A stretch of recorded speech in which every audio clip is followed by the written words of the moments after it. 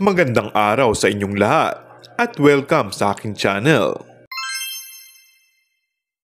Gaanong katotoo ang tweet ng isang netizen na nag-isnaban daw umano sina Kim Chiu at Janine Gutierrez sa recent event ng Kapamilya Network? Sa Christmas special kasi ng ABS-CBN ay nag-perform ang featured Kapamilya love themes.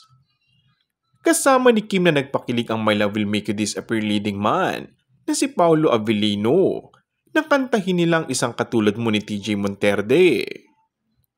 Humataw naman sa isang song and dance number ang Econin ni na Jericho Rosales at Janine Gutierrez sa kanilang rendition ng Pasilyo ng San Kiss Lola.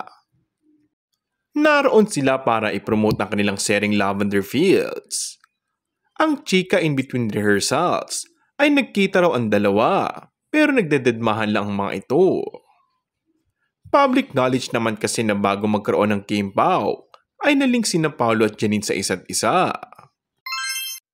And that's all for our today's video. Kung bago ka lang sa aking channel ay mag-subscribe at pindutin na rin ang notification bell. Maraming salamat!